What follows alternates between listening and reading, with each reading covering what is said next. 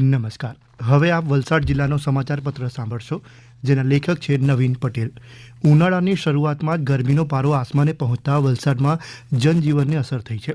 વધતા જતા તાપમાન અને લૂ લાગવાના ભયને જોતા જિલ્લા મુખ્ય આરોગ્ય અધિકારી ડૉક્ટર A.K. સિંઘ દ્વારા જાહેર જનતા માટે વિશેષ માર્ગદર્શિકા જાહેર કરવામાં આવી. તેમાં લોકોને બપોરના સમયે ઘરની બહાર બિનજરૂરી ન નીકળવા અને આરોગ્ય પ્રત્યે સાવચેત રહેવા જણાવાયું છે. ડૉક્ટર સિંઘે કહ્યું હતું કે ગરમીમાં શરીરને હાઇડ્રેટ રાખવા એટલે કે સતત પાણી પીતા રહેવું સૌથી મહત્ત્વનું છે. તરસ ન લાગે તો પણ નિયમિત અંતરે પૂરતું પાણી પીવાની તેમણે સલાહ આપી છે. આ ઉપરાંત ઘરે બનાવેલા તાજા પીણા જેવા કે ORS, તાજી લસ્સી, લીંબુ પાણી, છાશ, નાળિયેર પાણી અને ખાંડ મીઠાનું દ્રાવણ લેવું હિતાવહ છે. કપડાની પસંદગી માટે સલાહ આપતા તેમણે કહ્યું, ગરમીમાં હળવા રંગના ઢીલા અને સુતરાઉ કપડાં પહેરવા જોઈએ. જ્યારે અનિવાર્ય સંજોગોમાં બહાર જવાનું થાય તો માથાને ટોપી, રૂમાલ કે છત્રીથી ઢાંકવા તેમજ સનગ્લાસ અને સનસ્ક્રીનનો ઉપયોગ કરવા તેમણે સલાહ આપી છે. રાજકીય હલચલ વચ્ચે વલસાડના વાપીમાં ગઈકાલે શાંતિપૂર્ણ માહોલમાં પહેલીવાર મહાનગરપાલિકાની ચૂંટણી માટે મતદાન થયું. આ સાથે જ 15 મહાનગરપાલિકામાંથી સૌથી વધુ સરેરાશ 72.29% મતદાન વાપીમાં નોંધાયું હોવાનું રાજ્ય ચૂંટણી આયોગની યાદીમાં જણાવાયું છે. હવે વાત ફળોના રાજા કેરીની. ધરમપુરના બામટી સ્થિત ખેતીવાડી ઉત્પન્ન બજાર સમિતિ એટલે કે APMC બજારમાં મોસમની શરૂઆત થઈ ગઈ છે. બજારમાં કેસર, રાજાપુરી, આફૂસ તથા અથાણા લાયક રાજાપુરી, તોતાપુરી કેરીની અંદાજે 5,000 મણ જેટલી આવક થઈ છે.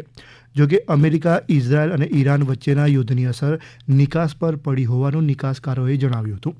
ઈરાન અને ઇઝરાયલના તણાવપૂર્ણ માહોલ વચ્ચે ઈરાનમાં ફસાયેલા વલસાડ અને નવસારીના માછીમારોને સલામત રીતે વતન પરત લાવાયા. આ કામગીરી કેન્દ્ર અને રાજ્ય સરકારના સંકલનથી સફળ રીતે પૂરી પાડવામાં આવી. રોજગારી માટે ઈરાન ગયેલા માછીમારો અચાનક સર્જાયેલી સંકટજનક પરિસ્થિતિને કારણે ત્યાં ફસાઈ ગયા હતા. પરિસ્થિતિ ગંભીર બનતા ચિંતામાં રહેલા તેમના પરિવારજનોએ આ અંગે સાંસદ ધવલ પટેલને રજૂઆત કરી અને તેમણે કેન્દ્ર સરકારનો સંપર્ક સાધીને રાજદ્વારી માધ્યમથી માછીમારોને પરત લાવવાની પ્રક્રિયા ઝડપી બનાવી હતી.